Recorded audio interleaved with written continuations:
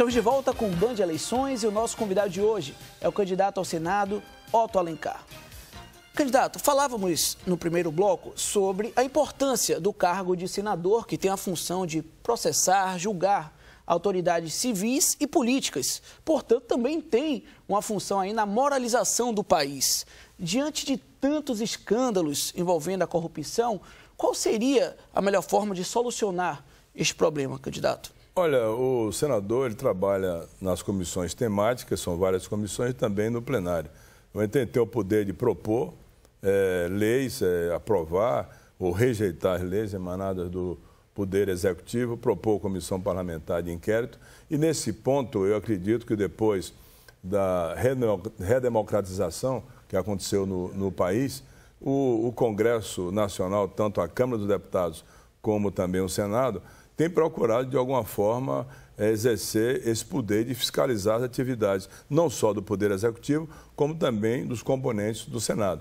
Você tem acompanhado que alguns deputados foram cassados, outros senadores foram julgados. Então, nesse ponto, eu acredito que o cumprimento da lei tem sido exercida no Senado.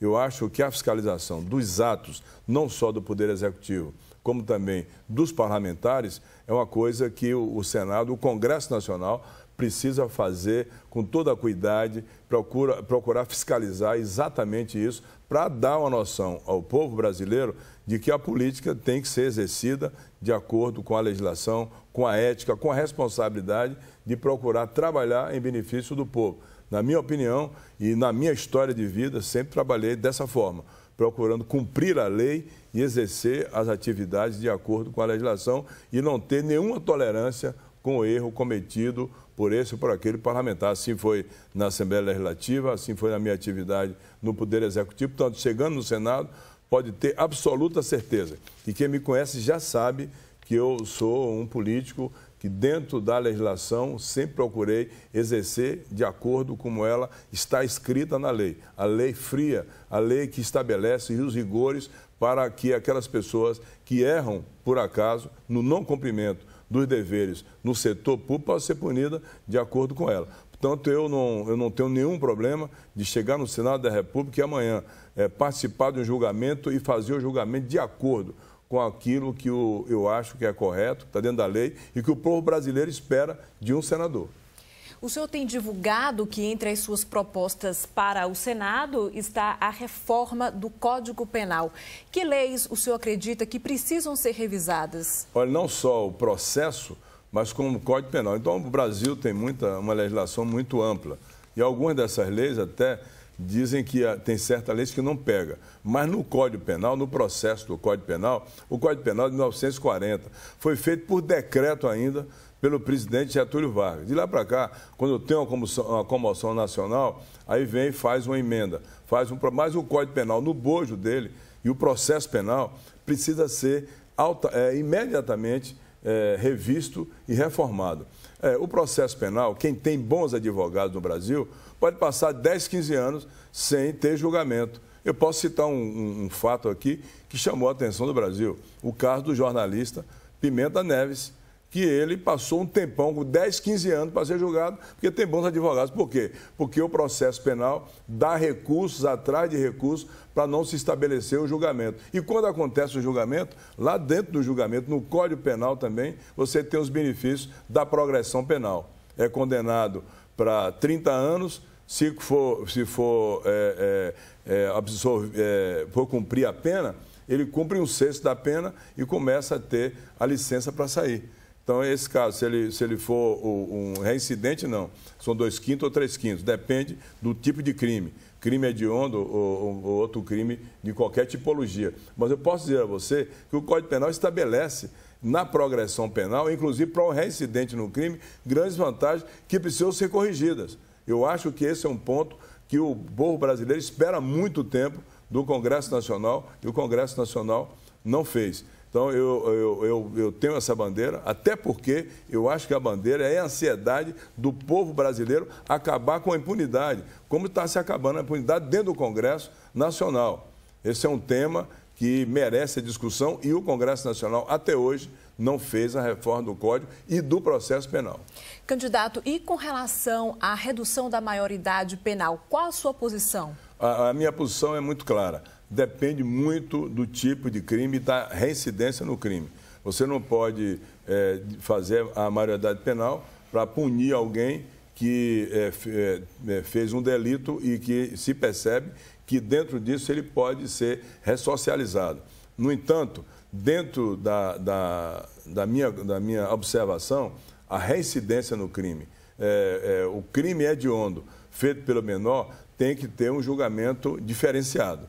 Eu acho que o crime hediondo, e sobretudo eu vou pontuar, a reincidência no crime. Aquele que comete o crime e tem consciência da impunidade do crime e continua a fazer o mesmo crime. Aí é diferente de alguém, de um menor, que de um crime passional ou até por dificuldades sociais, ele vai para a criminalidade e ele pode ser ressocializado.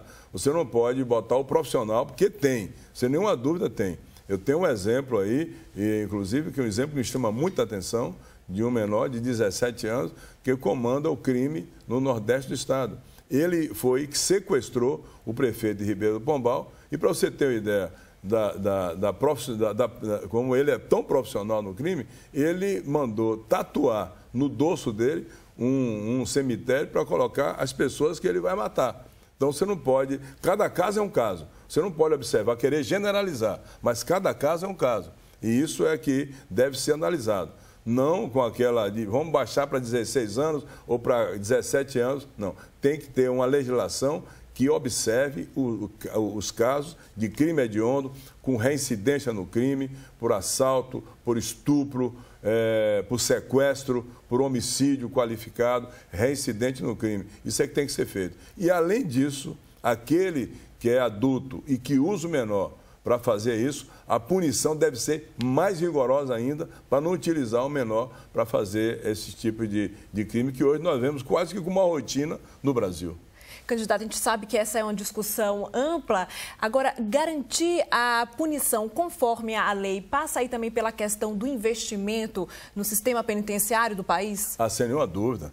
Sem nenhuma dúvida, eu acredito que esse é um tema que deve ser debatido. Eu vou propor, inclusive, que dentro do Congresso Nacional, e eu quero ver se posso contar com os meus colegas e também com o apoio do Poder Executivo, se criar um fundo de segurança pública para ter recursos assegurados, primeiro, para a construção de presídios que possam, de alguma forma, dar a condição de humanização aos que, por acaso, saem do caminho da lei e cometem os crimes, e também os presídios de segurança máxima para aqueles que cometem crimes hediondos. Eu acho que esse fundo, um fundo nacional de segurança pública, para ter recursos assegurados, para construir os presídios, humanizar os presídios, para investir, inclusive, e ajudar os estados, porque os estados não estão mais, a maioria dos estados, não estão mais em condição de ter os recursos suficientes para aplicar na segurança pública. Isso quem conhece a administração, como eu conheço,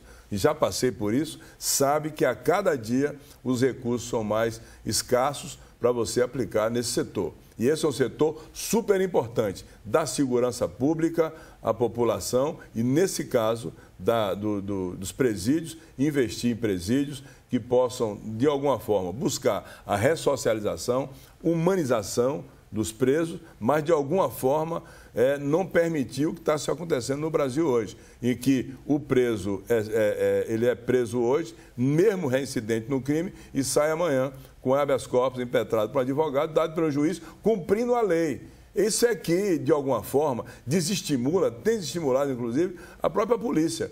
Porque ele prende hoje e amanhã ele é solto com habeas corpus, de acordo com a lei. Porque o Código Penal e o processo penal, como está aí, ele é muito bom para o criminoso e é péssimo para o cidadão. Esse é o resumo que eu faço. Portanto, esse é um tema super importante que tem que ser debatido, que tem que ser ouvido a OAB, mas acima de ouvir a OAB, tem que se ouvir as vítimas dos criminosos que hoje cometem todo tipo de crime e você vê os mais barros possíveis aqui na nossa sociedade. Ok, candidato. O Band Eleições volta já.